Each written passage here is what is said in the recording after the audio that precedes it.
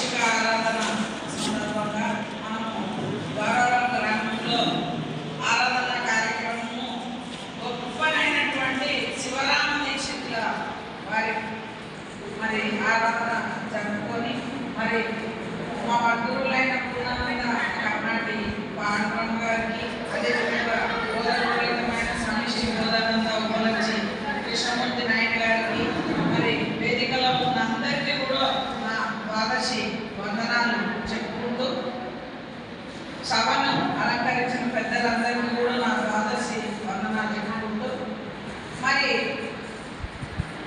మనది గురుత్వాశిష్ట సిద్ధాంతము అంటే కొంతమంది ఏమంటారు గురుత్వాశిష్ట సిద్ధాంతము అంటే అవి లేవు, ఆ గ్రంథాలు లేవు, అవి కాలగర్భంలో కలిసిపోయినాయి అని చెప్తున్నారు. మరి ఏంటి అంటే దీక్షితీయ గ్రంథము అంటే మరి గురుత్వాశిష్టమైంది దీక్షితీయ గ్రంథం ఏంది భేదమే తెలియకుండా ఉన్నారు. కాబట్టి మన పెద్దలైనటువంటి వాళ్ళు దాంట్లో ఉన్న మరణం ఏంటి ధర్మం ఏంటిది అన్న విధంగా మనము ఈ దీక్షితుల వారిని ఏ విధంగా మనము తీసుకెళ్ళాలి, ఏ విధంగా మనము దీక్షితీయ బోధన చెప్పాలి అన్న పద్ధతిని ఫస్ట్ గురువులు అనే వాళ్ళను మనము అవలంబించాలి. ఎందుకు అంటే మన సిద్ధాంతం ఏంటి, మన ఈ సిద్ధాంతంలో మనం ఏం చెప్తే వారు ధరిస్తారు అన్న భావాన్ని మనము తీసుకెళ్ళాలి తప్ప మనము ఈ సాంప్రదాయానికి వచ్చింది ఎందుకు అంటే జనన మరణ రాజ్యరహితం చేసుకోవడానికి. అయితే అప్పుడు సిద్ధాంతాన్ని బయట చెప్పాలి అంటే ఇన్ని మైకులు ఇవన్నీ లేక అప్పట్లో కత్తులు పెట్టి నరుక్కునేవాడు. అందుకని సిద్ధాంతం తలుపులు పెట్టి చెప్పేటోడు. ఇప్పుడు ఎన్ని యూట్యూబ్లో చెప్పు, ఎంత ఓపెన్గా చెప్పు, నువ్వు ఏమన్నా చెప్పు, అర్థమయ్యేదానికే దీక్షితీయ బోధన అర్థమవుతుంది కానీ అందరికీ అర్థం కాదు. ఎందుకు అర్థం కాదంటే దీక్షితీయ గ్రంథం తెలిసినప్పటి నుంచి కూడా లాస్ట్ దాకా కూడా ఈ మూలంలో కూర్చోగే శరీరం ఏం లేదంట. అసలు శరీరం అంటే ఏంటిది అన్న విచారణ మన ముందు చేయాలి. అంటే ఆ శరీరం అంటే మరి అశరీరం అంటున్నారే తప్ప ఆ శరీరం అంటే ఏంటిది అని విచారం చేసినామా, దీక్షితీయంగా ఏం చెప్తారని చూసినామా. ఆయన ఏమంటారు, మరణంలో ఉందా, నువ్వు శరీరం అంటే ఏ శరీరము అని ఆయన ఎంతో ఖచ్చితంగా అందులో మనకి చెప్పినా మనకి చెప్పే గురువు గట్టివాడైతే అది అర్థమవుతుంది. ఆయన స్థూలంలో ఉందా, సూక్ష్మంలో ఉందా, కారణంలో ఉందా, మహాకారణంలో ఉందా, అది ఏ శరీరం అంటే మూలం లేని గుర్తు ఎదిగే శరీరం అది అందులో లేదు అని ఆయన చెప్పడానికి భావం. శరీరం అంటే ఇదా తల్లిదండ్రులు ముందే వచ్చిన శరీరం అది కాదు ఆయన ఉద్దేశం. అది క్షుణ్ణంగా మనము అనుభవం ఉన్న గురువులు అయితే వాళ్ళ అనుభవం అంటే తిండి కాదంటాడు ఆయన. మరి ఏ స్థితిలో ఉండి చెప్పాలి దీక్షితీయ బోధ, ఏ స్థితిలో చెప్తే అది వారికి అర్థం అవుతుంది. అప్పుడు మనకు అది అర్థం కావాలంటే గురువు ఎంత గట్టివాడై ఉండాలి. మరి ఇంత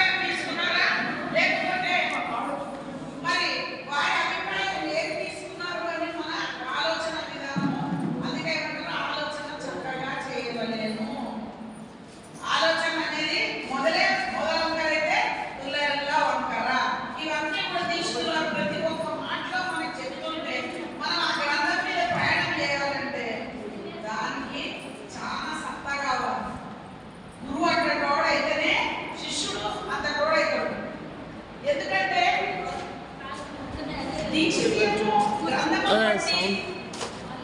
గ్రంథము బట్టి వాళ్ళు ఏం చెప్పినారు అంటే జనులార జనన మరణము తొలగబోయేదారు లక్షణయుక్తమై వినువారికి కనువారికి అన్నారు. మరి ఆ లక్షణాలు ఏంటి అంటే మనకి లక్షణాలు అంటే ఏం లక్షణం ఉండాలా? రెండో దాంట్లోనే చెప్తాడు, వినవలనని కనవలనని మనసందు కోరికగలను మనుషుడే వినుడి వినజేసేదా కనజేసేదా అని. అంటే అంత ఘనమైన బోధ తెలియాలి అన్నప్పుడు గురువు ఏం చెప్తున్నాడు, శిష్యుడు ఏ విధంగా వినాలి అని.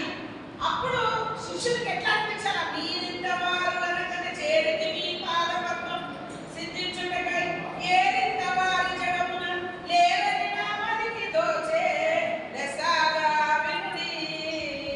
అప్పుడు చెప్పిండు ఆయన.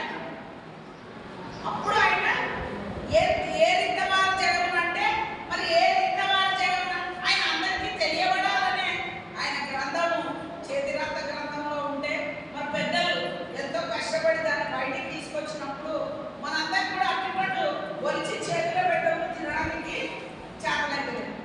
అప్పట్లో గురువులు ఎంత కష్టపడ్డారు తెలుసా? కాలి నడకలో వెళ్ళి లేదంటే బండి ఒక ఊరుకు దొరకకుండా ఎంతో బాధపడి మనకి ఫ్యాన్లు ఏసీలు ఈ మధ్యన ఇంత మంచి మందిరాలు మైకులు ఇన్ని ఇస్తే కూడా మనకి ఆ గొప్ప. అందుకని పెద్దలు ఏమంటుంటే అబ్బదురా ఈ బోధ గబ్బిలాలు తప్పిపులాడే గబ్బిలాలు. ఎందుకంటే ఇప్పుడు ఈ బోధ యూట్యూబ్లో చెప్పచ్చు. కొన్ని అనుభవం అనేది ఎట్లుంటుంది అంటే అది భార్య భర్తలు అనుకోండి, వాళ్ళ అనుభవం వాళ్ళకే తెలుస్తుంది, అది బజార్లో అయితే పెట్టదు. అట్లానే ఈ బోధన కూడా ఉంది.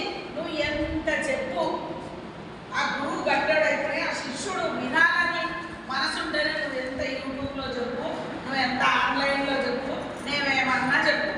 ఎందుకంటే పిల్లలు పుట్టాలంటే భార్య భర్తలు కలిస్తేనే పిల్లలు పుట్టారు. కానీ అదే విధంగా సూచన కావాలంటే గురువు శిష్యుడు ఉండాల్సిందే.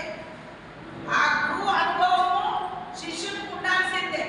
ఈ పద్ధతిగా పోతేనే ఈ బాధ బయటపడుతుంది. కానీ ఇది ఎంత యూట్యూబ్లో విన్నా ఎన్నిసార్లు పారాయణం భగవద్గీత పారాయణం చేసినట్టు నువ్వు దీక్షితీయం పారాయణం చేసిన ఈ బోధ మాత్రం అవ్వదు. సూచన కావాలి. ఎందుకంటే గురువు గారు మంచి ఇండికేషన్స్ ఇచ్చింది మనకి. 26 మందికి చెప్పొద్దు, సూచన చెయ్యగానే అనుకున్న వాడికి స్త్రీకి కానీ పురుషుని కానీ చెప్పమన్నారు. కాబట్టి మనము వచ్చినమా దక్షిణెట్టిరా దండేసినమా పోయినమా అంటే రాజీ బోధ. దీర్ఘకాలం గురు సేవలో ఎవరైతే ఉంటారో, గురువునికి ఎవరైతే సేవ చేసి గురువు దగ్గర ఎప్పుడు గురువు నోట్ల నుంచి ఏ మాట వస్తుందో అని వినుకుంటా ఎవరైతే సేవలో ఉంటారో అట్టి వారికే ఇట్టి బోధ.